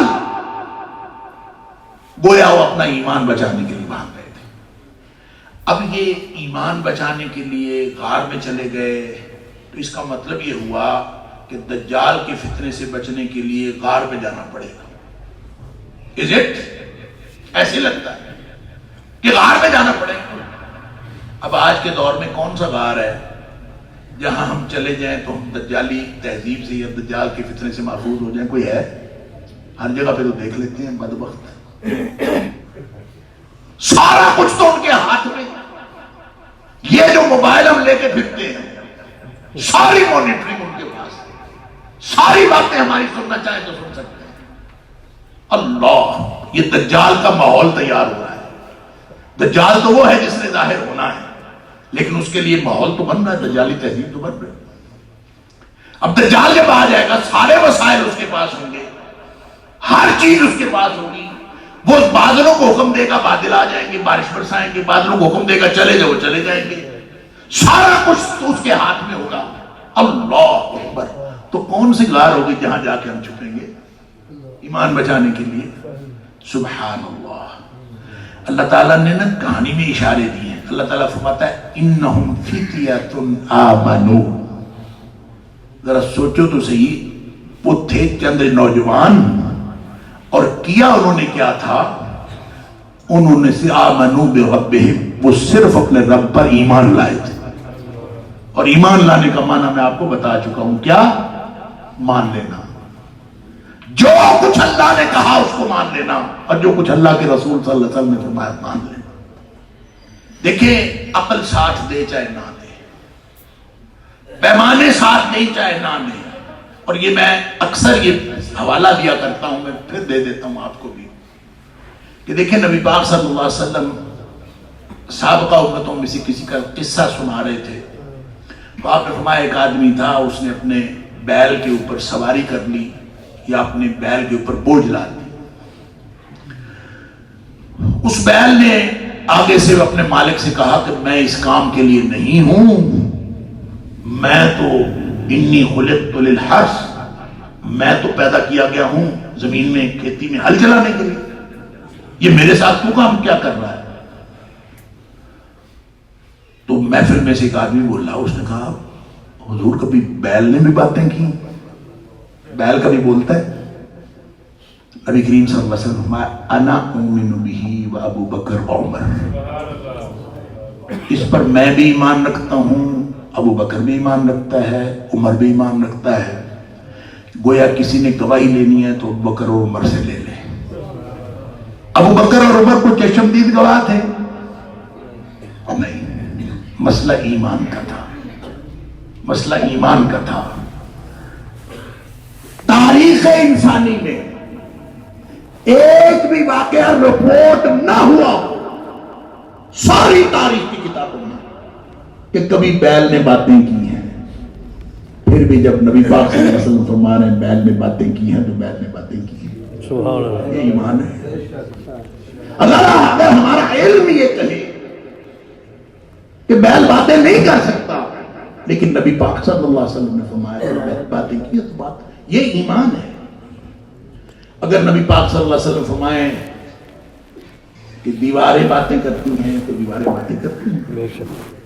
اگر نبی پاک صلی اللہ علیہ وسلم نے فرمایا کہ جو قرآن دیا، آپ نے فرمایا کہ جو پتھر ہیں ان کے اندر بھی اللہ کا خوف ہوتا ہے، تو اللہ کا خوف ہوتا ہے۔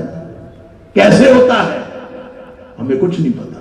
ادھر بنی اسرائیل میں ہی، سورہ بنی اسرائیل میں ہی فرمایا کہ دنیا کی ہر چیز اللہ کی تسبیح کرتی ہے، تم ان کی تسبیح سمجھتے نہیں، تو تسبیح کرتی ہے، بات ختم۔ ایمان انہوں نے کیا کیا تھا؟ صرف ایمان کا اظہار کیا۔ آمنو بربہم، اب ذرا سمجھیں، انہوں نے ایمان کا اظہار کیا تھا، باقی کیا ہوا؟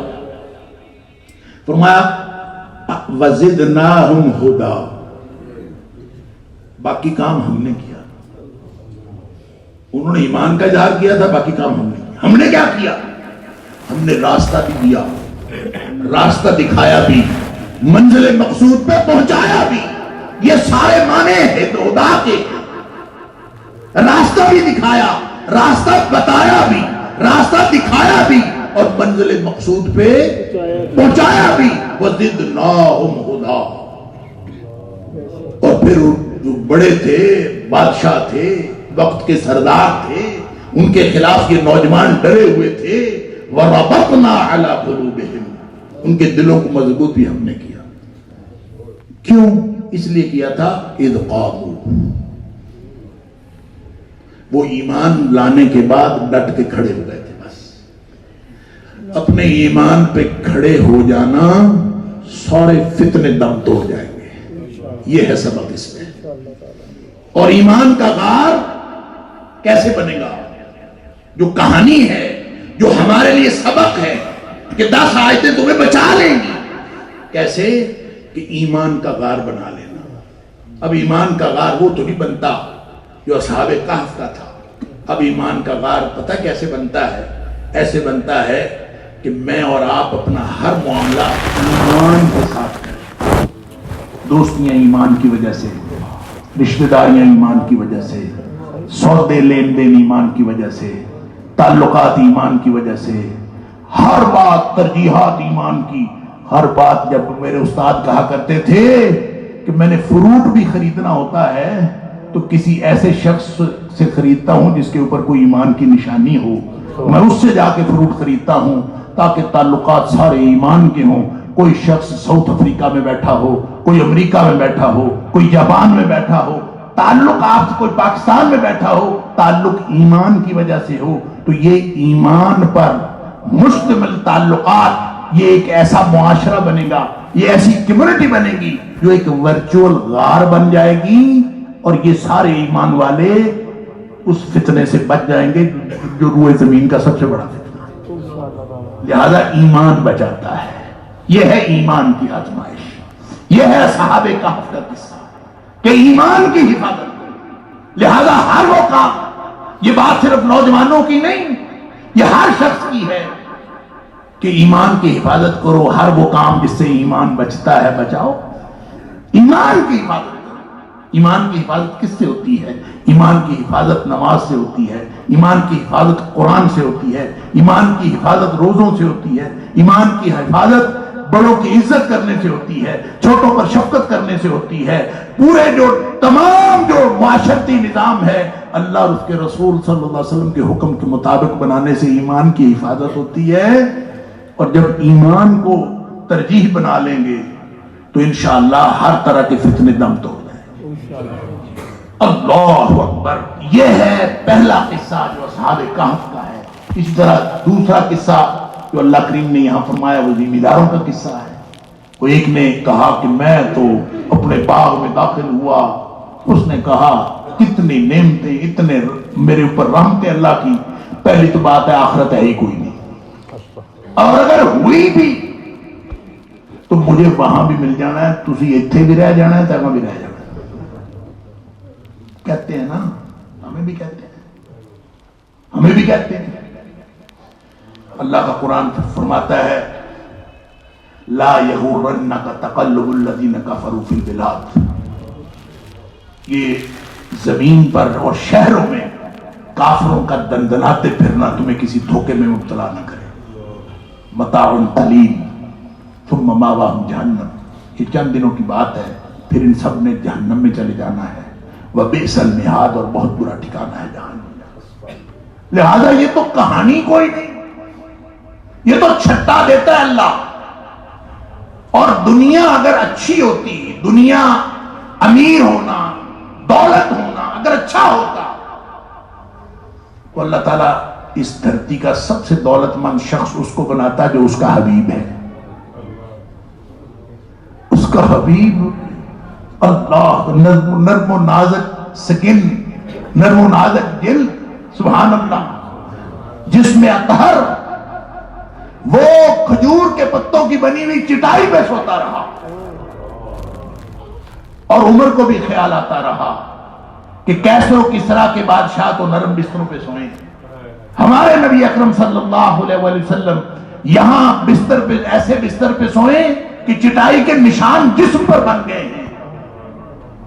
تو نبی پاک صلی اللہ علیہ وسلم نے اتنی بات فرمائی تھی کہ عمر تو اس بات پہ راضی نہیں ان تکون لہم الدنیا ولن الآخرہ، ان کے لیے دنیا ہو اور ہمارے لیے آخرت ہو، تو اس بات پر راضی نہیں.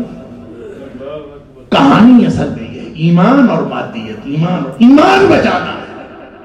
اور کچھ بچے نہ بچے، ایمان بچانا۔ دنیا کائنات کی سب سے بہترین متاع ایمان ہے، تو اس جو دولت کی کمی بیشی کی آزمائش ہے، اللہ تعالیٰ نے بتایا کہ وہ بیچارہ سمجھاتا رہا اس کو نا، جو غریب تھا نا، اس کو سمجھاتا رہا یار ایسے نہ کر، ایسے نہیں کرنا چاہیے، تجھے تو ایسے کرنا چاہیے، تجھے تو کہنا چاہیے تھا اللہ کا کتنا کرم ہے، تمہیں تو یہ پڑھنا چاہیے تھا ماشاء اللہ لا قوت الا باللہ، تجھے تو اللہ کی طرف رجوع کرنا چاہیے تھا، ہر نعمت پر اللہ کا شکر۔ اللہ اکبر۔ دیکھیں ہم اگر سوچنا شروع کر دیں نا، وقت خاصا ہو گیا، میں اپنی بات کو مکمل کرنے کی طرف لے جاتا ہوں، لیکن ہم سوچنا شروع کر دیں نا، باغ کیا، نوکری کیا، دولت کیا، گھر بار کیا، ان ساری چیزوں کو چھوڑیں۔ قرآن نے تو کہا تھا کہ ان تعدوا نعمت اللہ لا تحصوها، اللہ کے انعامات کو گننا شروع کر دو تم گن نہیں سکتے۔ آپ یہ بتائیں ہم اس دنیا میں زندگی جی رہے ہیں کس کی وجہ سے؟ اللہ نے پیدا کیا ہے، شکر بنتا ہے نا، ہر چیز کا شکر بنتا ہے، ہمارے تصورات سے زیادہ اس نے ہمیں عطا فرمایا۔ میں تو یہ جو میری ریٹائرمنٹ ہوئی ہے، ابھی ابرار ظہیر صاحب ذکر فرما رہے تھے، یقین کریں میں نے اپنی وہاں جو تقریب ہوئی، مختلف تقریبات ہوئی، ایک تقریب میں میں نے بچوں کی کلاس میں نے یہ بات کہی، میں نے کہا کہ اگر جب میں نے ایم اے کیا تھا، میں اپنے دوستوں میں کہتا ہوں، جب ہم نے ایم اے کیا تھا، اللہ تعالیٰ اگر ہمیں ایک صاف کاغذ دے دیتا اس وقت اور ایک قلم دے دیتا اور اللہ فرماتا کہ اس کے اوپر لکھ دو کہ اگر 35 سال میں تمہیں کیا کیا چاہیے، تو ہم یہ نہیں لکھ سکتے تھے جو اللہ نے ہمیں عطا فرمایا۔ سبحان اللہ۔ شکر کے علاوہ کچھ بنتا ہی نہیں، صرف شکر بنتا ہے اور کچھ نہیں بنتا، صرف شکر، چاہے کوئی چھوٹا ہے چاہے کوئی بڑا ہے، سوائے شکر کے اور کچھ بنتا ہی نہیں۔ نبی پاک صلی اللہ علیہ وسلم نے فرمایا دنیا کے معاملے میں اپنے سے نیچے والے کو دیکھو، علاج ہو جاتا ہے اسی وقت شکر کے جذبات پیدا ہوتے۔ شیخ سعدی جا رہے تھے نا، تو پاؤں جلے، جوتا نہیں تھا، تو ذرا شکوہ پیدا ہوا، دل میں شکوہ، زبان پہ نہیں لائے، دل میں شکوہ پیدا ہوا، اللہ جوتا بھی نہیں دیا، تو اللہ تعالیٰ نے آگے جا کے ایک شخص دکھایا جس کے پاؤں ہی نہیں تھے، اللہ اکبر، فوراً خیال آیا کہ شکر ہے مجھے اللہ نے پاؤں تو دیے۔ ہمیں اصل میں نعمت چھن جانے پر احساس ہوتا ہے کہ ہمارے اپنے کیا کیا نعمت اللہ نے عطا کی۔ کہتے ہیں کہ موسیٰ علیہ السلام، اور یہ بھی ایسے ہی سینہ گزٹ بات ہے، یہ نہ کہنا کہ اس نے کہی تھی، حدیث ڈھونڈے والا ڈھونڈے۔ موسیٰ علیہ السلام کے بارے میں کہتے ہیں کہ وہ جا رہے تھے تو راستے میں ایک شخص تھا جس کے پاس تن ڈھانپنے کو کپڑا بھی نہیں تھا، کچھ بھی نہیں تھا، اور اس نے اپنا سطر چھپایا ہوا تھا، ریت میں گڑھا کھود کے اس میں کھڑا ہو گیا، اس کے اپنے اوپر ریت ڈال لی اور ریت ڈال کے کھڑا ہوا تھا کہ اپنا سطر چھپایا ہوا تھا۔ تو موسیٰ علیہ السلام اس کے پاس سے گزرے، کہاں جا رہے ہیں؟ طور پہ جا رہا ہوں، تو میری بات بھی اللہ تعالیٰ سے کرنا، ٹھیک۔ واپس موسیٰ علیہ السلام گزرے، بات ہوئی تھی اللہ سے، کون نے کہا جی ہوئی تھی، تو اللہ نے میرے لیے کیا فرمایا؟ اللہ نے فرمایا تو شکر کیا کر۔ وہ کہتا ہے تو کچھ بھی نہیں میرے پاس، شکر کس کا کروں؟ کچھ ہے جس کا شکر کروں؟ تو اسی وقت تیز ہوا چلی، اس ریت کو اڑا کے لے گئی جس میں وہ اپنا سطر چھپا کے کھڑا تھا، تو اس کو خیال آیا کہ یہ بھی تو اللہ کی نعمت تھی جس میں میں نے سطر چھپایا ہوا تھا، وہ بھی مل گئی۔ نعمت چھن جانے پر احساس ہوتا ہے کہ کتنی نعمت تھی، نعمتیں گن نہیں سکتے، شکر کے علاوہ کچھ نہیں بنتا۔ یہی کہانی ہے، یہ مال و اسباب میں کمی بیشی کی، اوپر کی طرف دیکھو گے اللہ اکبر، کبھی یہ ختم موقع نہیں ہوتا، کبھی یہ لالچ اور ہرس ختم نہیں ہو سکتا، وہ یہ لے گیا، وہ لے گیا، فلاں لے گیا، ساری دنیا لے گیا۔ نبی پاک صلی اللہ علیہ وسلم فرمایا دین کے معاملے میں اپنے سے اوپر والے کو دیکھو اور دنیا کے معاملے میں اپنے سے نیچے والے کو دیکھو۔ اللہ اکبر۔ تو یہ آزمائش ہے دولت کی کمی بیشی کی، اللہ اکبر۔ اور پھر اس کے بعد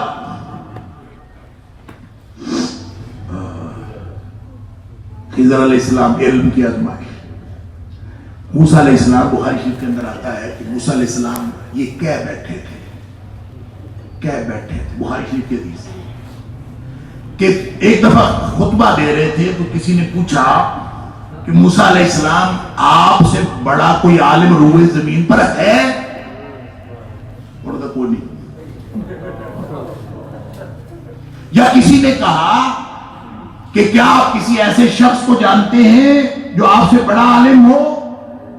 ان کا نہیں۔ یا کسی نے پوچھا، یہ مختلف الفاظ حدیث سے، یا کسی نے پوچھا آپ سے بڑا، یا یہ کسی نے پوچھا سب سے بڑا عالم کون ہے؟ ان کا میں۔ انہوں نے اصل میں اس لیے کہا تھا کہ نبی جو ہوتا ہے وہ علوم شریعت کا سب سے بڑا ماہر ہوتا ہے، اس لیے انہوں نے کہہ دیا انہیں، اس میں کون سی بات تھی؟ انہوں نے کوئی غلط بات نہیں کی، انہوں نے ٹھیک بات کی۔ علوم شریعت کا سب سے بڑا ماہر نبی ہوتا ہے، اس لیے انہوں نے کہا کہ سب سے بڑا عالم میں ہوں۔ اللہ تعالیٰ نے فرمایا کہ جا ذرا میں تجھے عالم دکھاتا ہوں۔ تو وہاں گئے اور ایک بندے سے ملاقات ہوئی، نشانی بتائی کہ مچھلی لے لینا۔ جس وقت وہ مچھلی تھیلے سے نکل کے زندہ ہو کے وہ چلی جائے سمندر میں، وہاں تمہیں ایک آدمی ملے۔ تو اپنے غلام کو ساتھ لیا، اپنا جو ساتھ درویش تھا یوشع بن نون، ان کو ساتھ لیا، وہاں چلے گئے۔ اللہ بھول گئے۔ یہ جو بھول گئے نا، اس کے بارے میں بھی عجیب و غریب بات ہے۔ مفسرین نے کیا شاندار نکات بیان کی ہے۔ وہ کہتے ہیں موسیٰ علیہ السلام نہیں بھولے تھے، صرف یوشع بھولے تھے، حالانکہ اللہ تعالیٰ نے فرمایا ناسیہ، دونوں بھولے تھے۔ اس کی پھر مفسرین نے بہت دلائل دیے کہ اس کی وجہ یہ ہے کہ دو کے لیے واحد یخرج منہم اللؤلؤ والمرجان، دو کے لیے واحد اور واحد کے لیے دو استعمال ہو سکتا ہے، دو کے لیے واحد اور واحد کے لیے تسنیہ استعمال ہو سکتا ہے۔ لہذا بھولے اکیلے یوشع بن نون تھے۔ موسیٰ علیہ السلام نے، کیونکہ پھیلا ان کے پاس تھا اور اس کے جو ذمہ دار وہ تھے، بہرحال انہوں نے جب وہ نکل گئی اور بعد میں پوچھا لاؤ یار رستہ تو ملتا نہیں، کھانا ہی کھا لیں، بھوک بہت لگی ہے۔ ان کا جو مچھلی تو پچھلے کل ہی ٹوٹ گئی سی۔ پھر واپس آئے، وہاں پہنچے، انتظار کیا، بندہ ملا۔ وہ کون تھا؟ خضر علیہ السلام کون تھے؟ واللہ اعلم، لمبی چوڑی تفصیلات ہے۔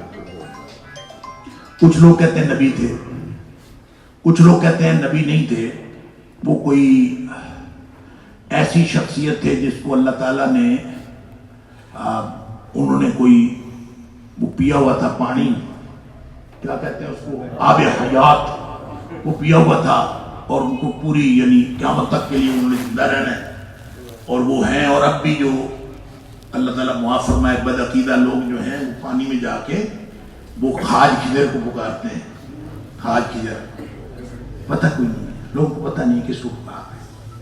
حالانکہ مسلم شریف کی حدیث ہے، نبی کریم صلی اللہ علیہ وسلم نے فرمایا ہر 100 سال بعد روئے زمین پہ جو کوئی ہوتا ہے وہ ختم ہو جاتا ہے۔ ہر 100 سال بعد، مسلم شریف کی حدیث ہے کہ جو روئے زمین پر ہوتا ہے وہ 100 سال کے بعد نہیں ہوتا، ختم ہو جاتا ہے، نئے لوگ آ جاتے ہیں۔ اللہ ذرا دھیان بھی آپ توجہ بھی کریں تو آپ کو پتہ چل جائے گا 100 سال پہلے کیا تھا اور اب آپ ہیں، اور آج سے 100 سال بعد کیا ہوگا۔ آج والا کوئی بھی نہیں ہوگا، سارے ختم ہو جائیں گے۔ جب روئے زمین پہ 100 سال بعد کوئی بھی نہیں رہتا تو خضر علیہ السلام کیسے رہ گئے؟ کوئی بھی نہیں رہتا۔ اچھا بہرحال میں اس میں تھوڑا سا عرض کر دوں کہ بہت سارے لوگوں نے کہا کہ نبی تھے، میں اس کے بارے میں کوئی رائے زنی نہیں کرنا چاہتا، لیکن میں ایک بات ضرور بتانا چاہتا ہوں کہ ان کے پاس جو علم تھا نا وہ علم شرعی نہیں تھا، ان کے پاس علم تکوینی تھا۔ تو جس کے پاس علم تکوینی ہوتا ہے وہ نبی نہیں ہوتا، نبی کے پاس علم شرعی ہوتا ہے۔ لہذا موسیٰ علیہ السلام کو جتنے ان کی باتیں ہوئی وہ 3 معاملات ہوئے، انہوں نے کبھی سوال نہیں پوچھنا، چل پڑے، خیر انہوں نے جو ہے وہ ایک سوراخ کر دیا، پھٹا توڑ دیا، پھر اس کے بعد جو ہے بندہ مار دیا. پھر انہوں نے پوچھا یار یہ کیا پھٹا کیوں توڑا؟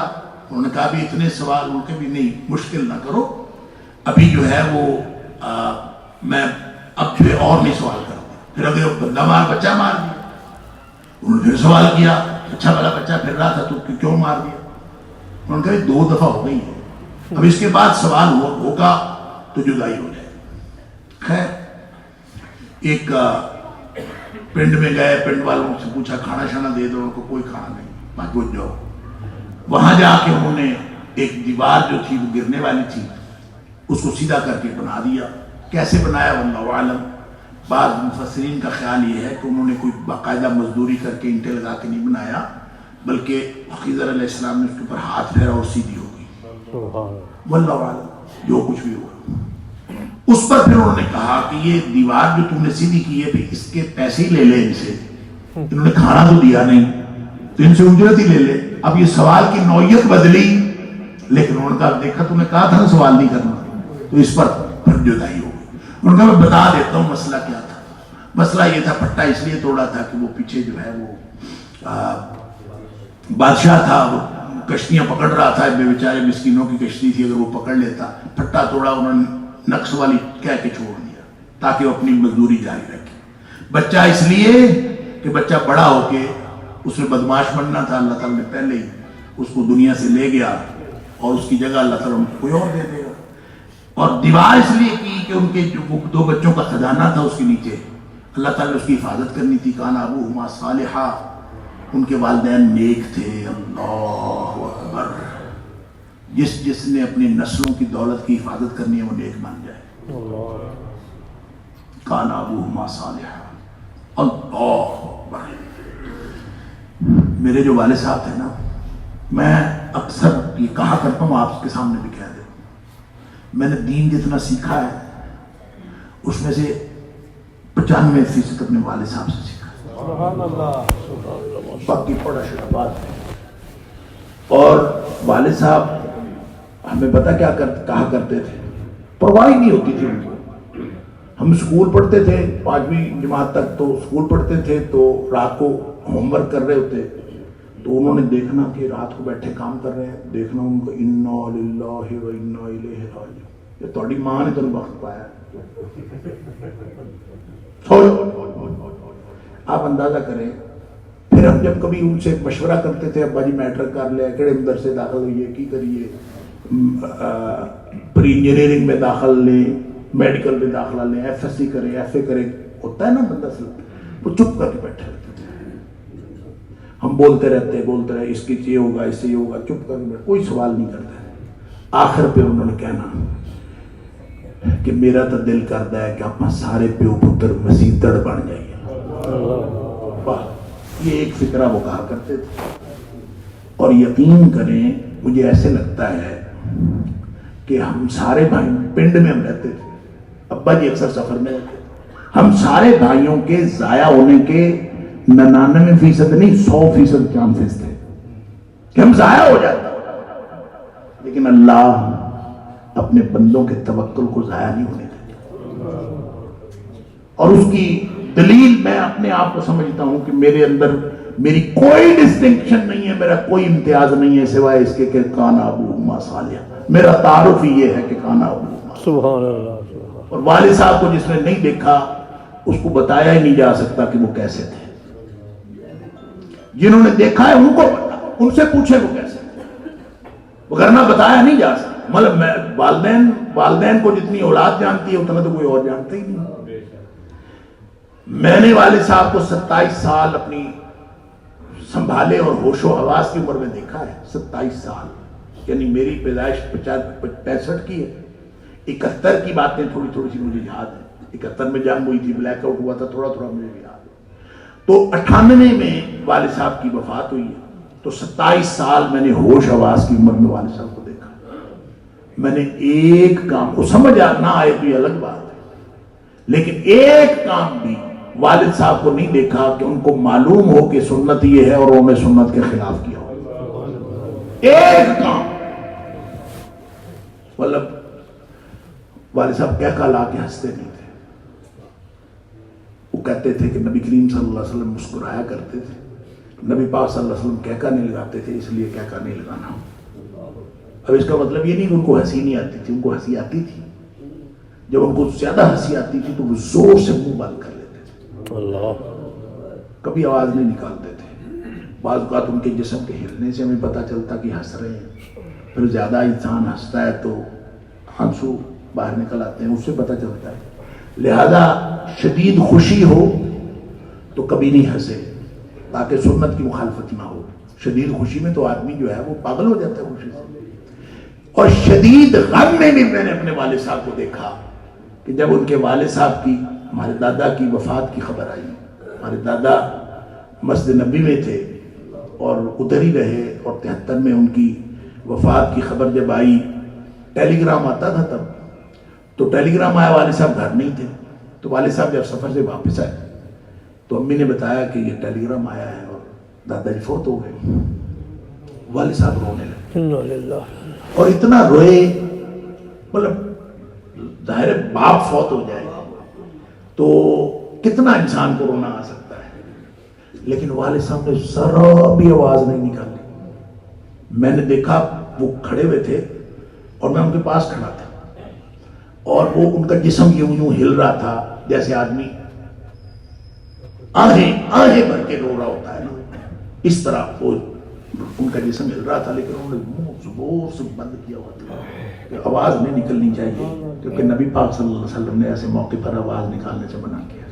سنت کتنا مشکل کام ہے کہ آپ ہر کام وہ کریں جو سنت پر عمل ہے. اللہ اکبر. تو پھر وہ جس توکل سے اللہ سے دعائیں کرتے تھے, اللہ تعالیٰ نے ان کی اولاد کو بچا لیا, ضائع ہونے سے بچا لیا. ہم اللہ کا شکر ہے, میں کسی دن نا بعض اوقات میں حساب لگاتا ہوں کہ ایسے دن بھی آئے کہ ہم سارے بھائی کسی نہ کسی مسجد میں جمعہ پڑھا رہے ہوتے ہیں. سبحان اللہ. ایک ہی وقت میں سارے بھائی کسی نہ کسی مسجد میں جمعہ پڑھا رہے ہیں. اللہ اکبر. یہ ان کی وہ دعائیں ہیں, اور ان کا جو اللہ پر توکل تھا. بظاہر وہ لاپرواہ نظر آتے تھے, ان کو کوئی پرواہ نہیں نظر ہوتی تھی, اور اپا مسیطر بڑھ جائیے بس, ہم کیا کر رہے ہیں کیا کچھ نہیں کر رہے, بس وہ اس کے اوپر جو ہے ان کو کوئی نہیں ہوتا تھا.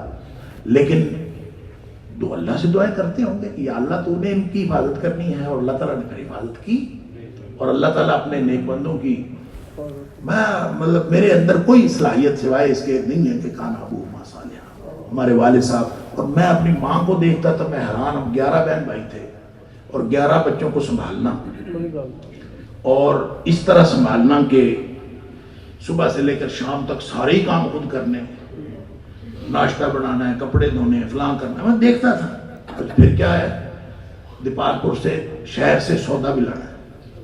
ہم میں سے کسی بچے کو ساتھ پکڑا, اور سودا کیسے لینے جانا ہے, وہ کار شہر کو نہیں ہوتی تھی, پیدل. اللہ پیدل جانا ہے. ہم میں سے کوئی بھائی کبھی ساتھ ہوتا, پیدل جاتے, سودا لیا, پیدل واپس, اور پھر شام کے کام. ان سارے کاموں کے باوجود وہ بہت پڑھی لکھی نہیں تھی, لیکن میں نے زندگی میں ان کو تہجد قضا کرتے نہیں دیکھا. تو جس نے اپنی اولادوں کی حفاظت کروانی ہے, جس کو اپنی اولادوں کی فکر ہے, نیک بن جائیں. پھر کوئی کام کوئی غلط ہو بھی جائے نا, یا ہونے کا امکان ہو, تو سوچ لیں کہ اثر اولاد پر پڑے گا, اور اولاد کی اگر حفاظت کرنی ہے تو پھر خود جو ہے اپنی کرتوت چھوڑ دیں. اللہ اکبر. بہرحال یہ تینوں باتیں ہوئیں, معاملہ ختم ہو گیا. موسیٰ علیہ السلام واپس آ گئے.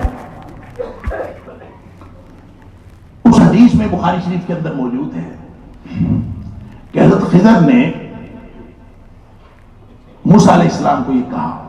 یہ خضر جو اصل میں خضر لفظ ہے, خضر, لیکن خضر بھی تلفظ درست ہے, یہ غلط نہیں ہے. انہوں نے کہا کہ اچھا موسیٰ علیہ السلام کو یہ ہوگا نا, بڑا عالم ہے, دل میں آیا ہوگا کہ اس کے پاس بڑا علم ہے. انہوں نے کہا کہ تیرا علم اور میرا علم دونوں, بیٹھے تھے نا, تو ایک چڑیا آئی آ کے کشتی کے کنارے پہ بیٹھی, اس نے چونچ بھری، چڑیا نے سمندر میں سے چونچ بھری. تو خضر فرماتے ہیں موسیٰ علیہ السلام سے کہ تیرا اور میرا دونوں کا علم اللہ کے علم کے مقابلے میں اتنا بھی نہیں ہے جتنا اس چڑیا کے چونچ میں پانی سمندر کے مقابلے میں. ہمارا علم اس کے مقابلے میں کچھ نہیں. لہذا یہ کہنا کہ میں عالم ہوں، میرے پاس علم ہے، میں کون ہوتا ہوں؟ میں ہے کیا؟ میں تو کچھ بھی نہیں. اللہ اکبر. وہ کسی نے کہا تھا کہ میں نو مار کے منج کر تے نکی کر کے کٹ، میں نو مار کے منج کر تے نکی کر کے کٹ، پرے خزانے رب دے تے جو چاہے سو لٹ. خزانے تب ملتے ہیں جب میں کو بندہ مارتا ہے. اللہ اکبر. یا کسی نے یہ اشعار بھی مجھے کبھی نہیں بھولتے. اللہ اکبر، اللہ اکبر. انہوں نے کہا پھلاں دا تو اتر کڑھا، پھلاں دا تو اتر کڑھا، اتراں دا تو کڈ دریا، تے دریا دے وچ رج کے نہا. پھلاں دا تو اتر کڑھا، اتراں دا تو کڈ دریا، دریا دے وچ رج کے نہا، مچھیاں وانگو تاریاں لا، پھر بھی تیری بو نہیں مکنی، پہلے اپنی میں مکا.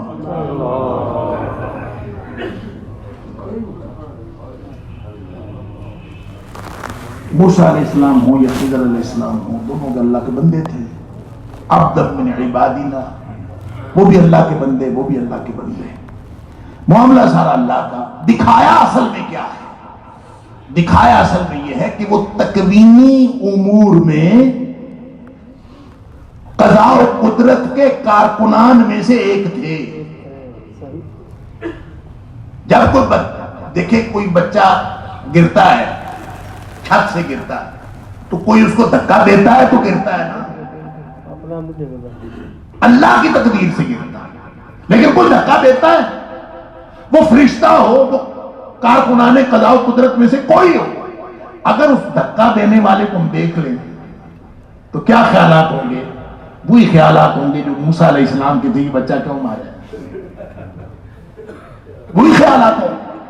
یہ ہمیں اللہ یہ سمجھایا ہے اس قصے سے کہ جتنی باتیں وقوع پذیر ہو رہی ہیں اس کے پیچھے اللہ کا ایک اپنا نظام ہے. شاہ ولی اللہ حجت اللہ البالغہ میں لکھتے ہیں کہ جب کوئی شخص مچھیرہ جب کرتا ہے نا، وہ کہتے ہیں سارا نظام اللہ کے فرشتوں کے کارکنان کے ذریعے سے چل رہا ہے. وہ کہتے ہیں کہ جب مچھیرہ جال ڈالتا ہے نا مچھلیاں پکڑنے کے لیے، تو کس مچھلی نے جال میں آنا ہے اور کس نے نہیں آنا، ہر ایک کے ساتھ فرشتہ ہوتا ہے جو اس کو گائیڈ کر رہا ہوتا ہے. فرشتہ لے کے آتا ہے ادھر چل، اس جال میں پھنس، اور جس کو نہیں پھنسانا اس کو بھی فرشتہ گائیڈ کر، تو ادھر چل. جو کچھ ہو رہا ہے وہ اللہ تعالیٰ کے کارکنان ہیں، وہ کر رہے ہیں. وہ ہمیں نظر آ جائے تو ہمارے وہی خیالات ہوں گے جو موسیٰ علیہ السلام کے. البتہ نبی اکرم صلی اللہ علیہ وسلم نے ایک بات فرمائی. نبی پاک صلی اللہ علیہ وسلم نے فرمایا کہ